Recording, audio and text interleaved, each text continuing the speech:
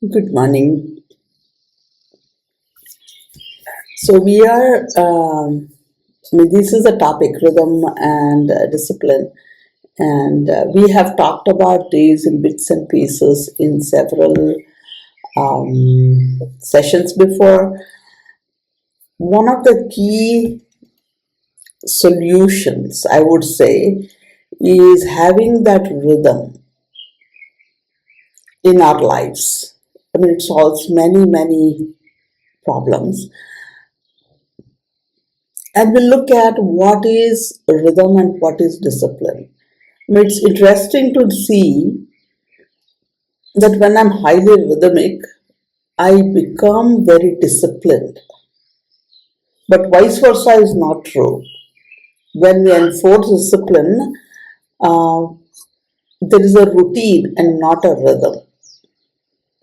So I would like to distinguish the two because if you go to anyone, most of the world of teachers, world of anthroposophists, doctors, you will see the first thing is what's your rhythm and how to restore it. When I went for my inner work training, that was the very first question. What's your rhythm like, Shubha? I'm like, especially if we are working, then we have certain kind of a rhythm, at least a routine. You wake up by certain time, you get ready, you go, whatever, and many things happen because there is external driving force. But rhythm is not that. Rhythm, there's a subtle difference. Like my heart beating. If the heart goes out of rhythm, then I have all sorts of heart problems. But when it is beating in rhythm, of course, when I walk fast, it beats fast. When I sit in meditation, it beats slow. But by and large, it's in breath and out breath. Breathe in, breathe out. Work, relax, alternating. So maybe sometimes I work a little longer, but then I relax. Maybe I relax a little longer, but then I resume to do some working part. So rhythm helps the child or any of us to become who they are versus the discipline. I'm telling the child what to do now. I mean, get up and brush your teeth. I may not be ready to get out of the bed yet. But no, the alarm rings and we jump out of the bed. That's not rhythm. That's more like a routine. That's more like a discipline. Rhythm is, like how the sun rises. It doesn't rise at the same time every single day. There is variation. And on top of the sun may have risen, but this cloudy day, I don't feel like getting out of the bed. So I ease in a little longer and eventually transition out of the bed to the bathroom. So there is something like discipline is coming from outside imposed on me. Rhythm is more like what I feel within me and act it out. So when I'm in rhythm, that means I am operating from how does it feel within me and trying to balance it with the environment around me. If you see the systems that we had, you have to wake up around dawn, just before dawn. We called it Brahma Muhurat. Wake up, transition out, become ready to welcome the sun with great gratitude because without sun, no life would really exist.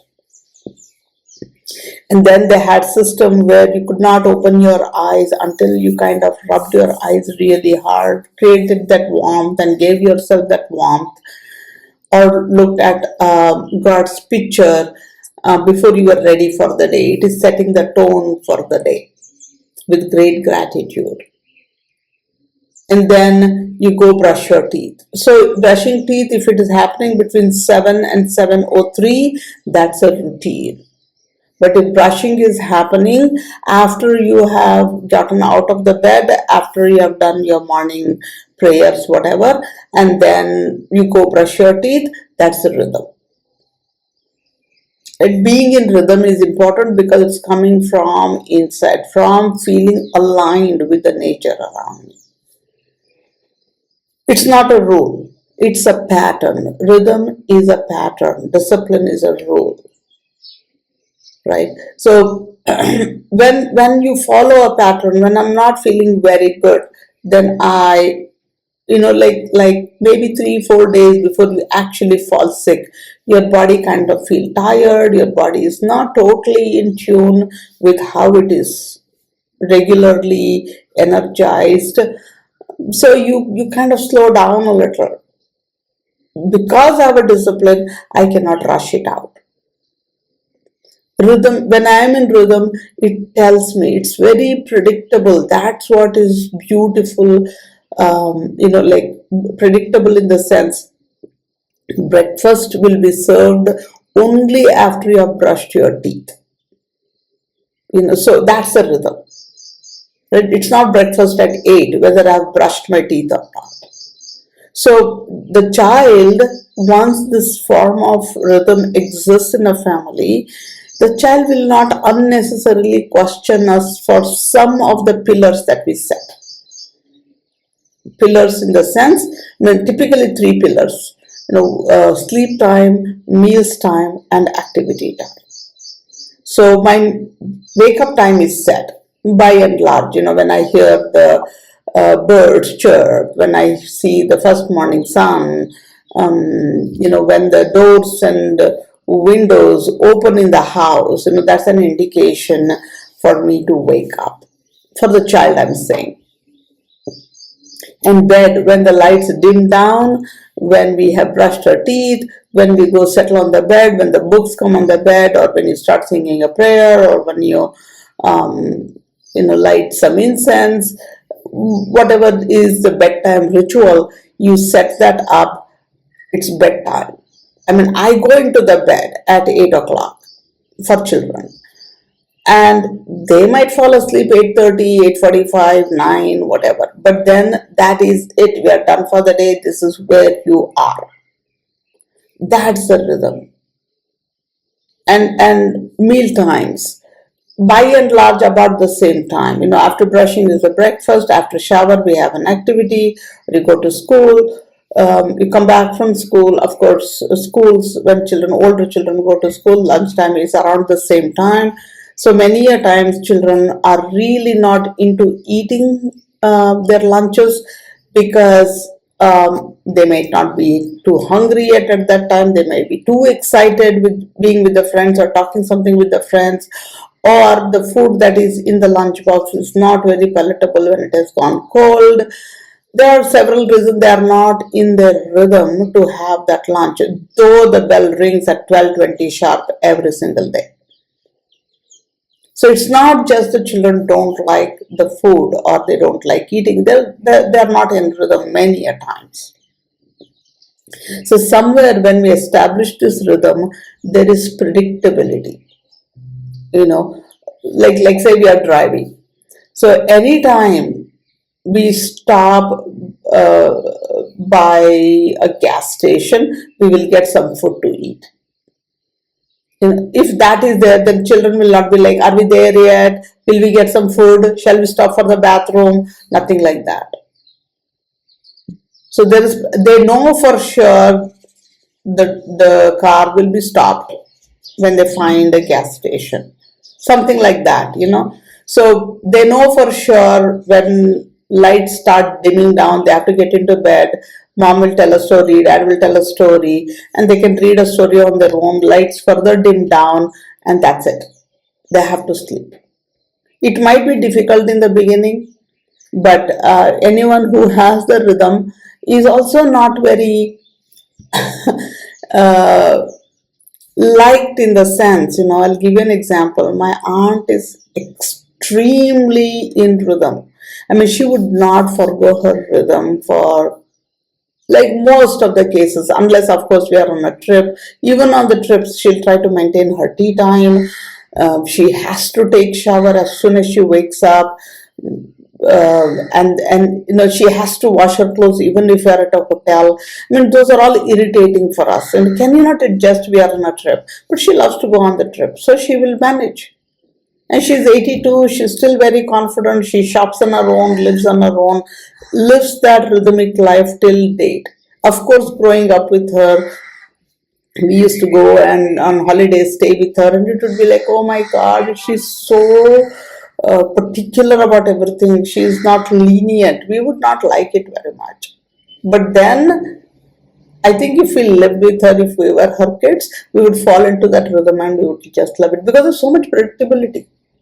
You know, you could see if you went to my aunt's house, you would see at 9:30 she'd be washing the clothes. Then there were no washing machines, so she would be washing her clothes in the backyard, come what may.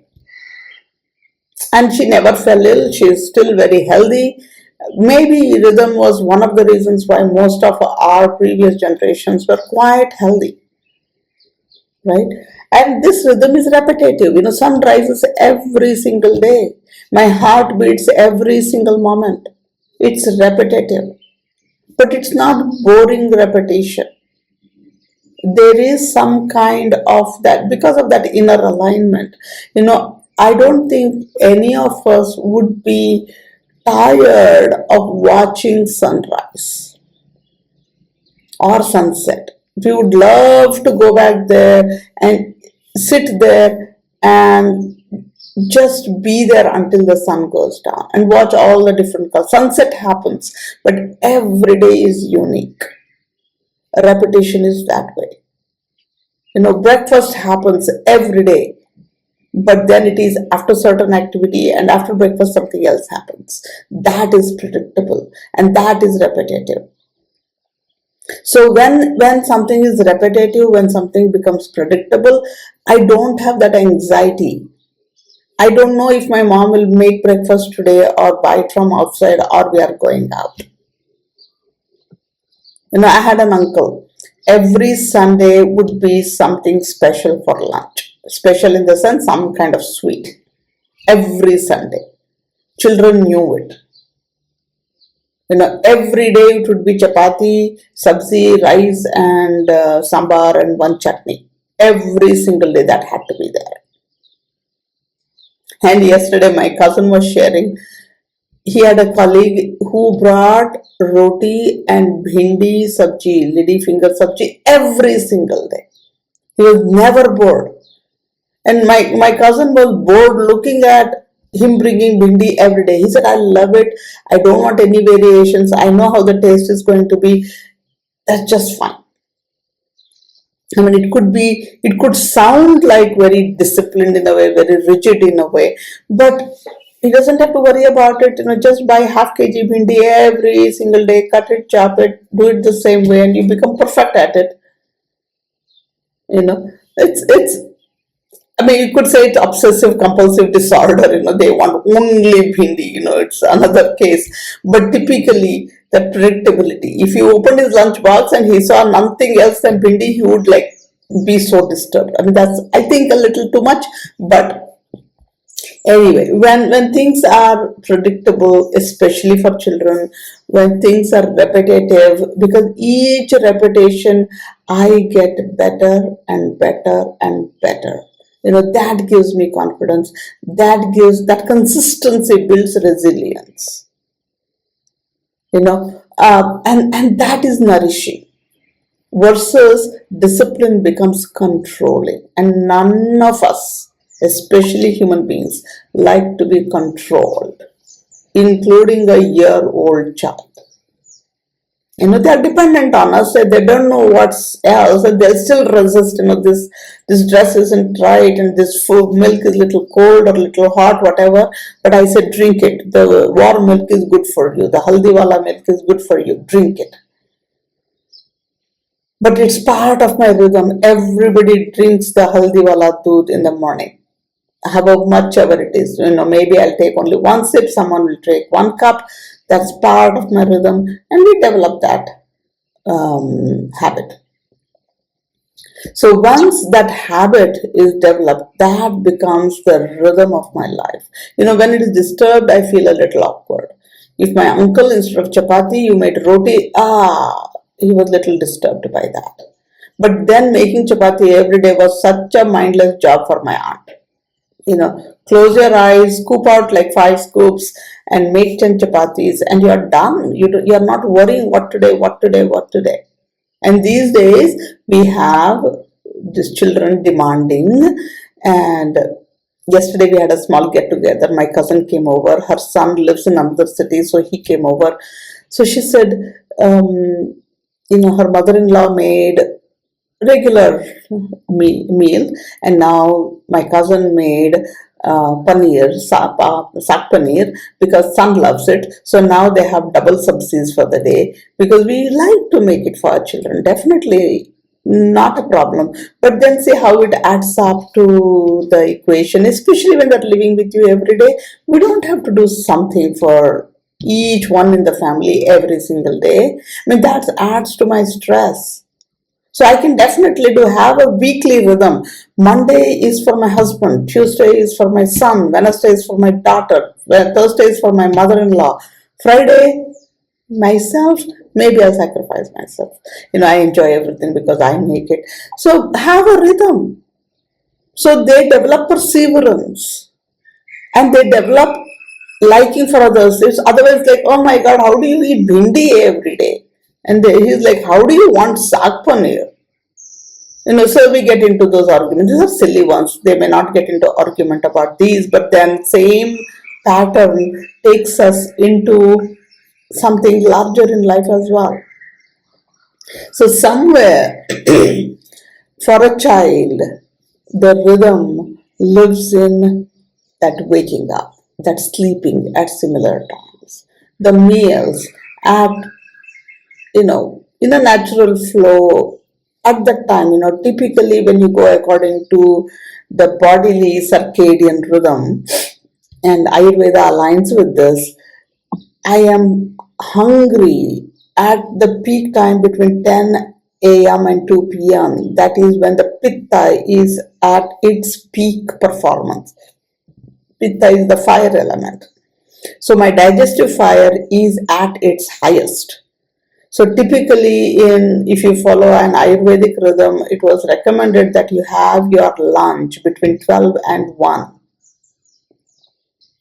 That's when it gets digested completely, right? So, and then the things changed. Heavy breakfast, moderate lunch, then your light dinner, or then many of the older generation people, you'll say 2 meals a day. Typically they have it around 11, 11:30 and 6:30, 7 o'clock. Light dinner, heavy lunch. And now we are snacking every 30 minutes. And definitely my system is going to go out of whack, and very soon you will start seeing lots of ailments coming in. Of course, there is lack of rhythm. We have ailments at all 3 levels: my willing, my feeling, my thinking. My thoughts are also disturbed, my body is disturbed, my feelings are out of the window, right? So children thrive on those consistent times, the story time, the play time. For older children, it need not be story time, but it's my time with my parents, my conversation time, the story that happened in my life today, right? So, and then have some weekly seasonal rhythms, and we do have all of those though. Maybe every Sunday you can take a little break from your daily routine. Something like my uncle did, one special per day, or you wake up a little late, or you go for long walks in the morning with your children, with the family, eat out the breakfast. So things can change, but it's every Sunday only. It's not any time and every time, right? And now, we want to watch the Dhurandhar 2 movie. Unfortunately, here it's at 10 p.m. and 10 p.m. 4-hour movie, and it's an hour drive from my place. And then it's like whole rhythm is messed up for the next day. And so it's like we were debating about it yesterday. Should we do that? Maybe Saturday night, because Sunday can be a little different. But establishing a rhythm is not very easy, trust me. I've been trying, especially when we are out of rhythm. My aunt had it right from her childhood. Her grandmother was that way. Her mother wasn't that way, but she was trained under grandmother. So it kind of set, like she was set in that mold. But for me, it was all erratic growing up. And now settling in, I'm struggling. Only this morning session, waking up, take shower, have this session, and next 1 hour is rhythmic for me. And then I have to struggle to keep things in balance. It takes consistent, constant, conscious effort. And especially with children, I need to do that. At least these three pillars, wake up, meal times, and any of the other activity times. Because children, we have seen in earlier episodes, children learn through imitating us. Children want to feel safe and secure, want to feel that stability, don't want to be corrected, don't want to be true, especially when they're still growing up, especially after the child is 9 years of age. They're developing their own identity and they want that inner guidance. We want them to have that inner guidance because I know that I cannot be there with my child the whole life. And even if I'm there, I am a burden on them. Disciplining is a burden. It's resisted. It disturbs the balance in the family. So we definitely want a deeper understanding of myself.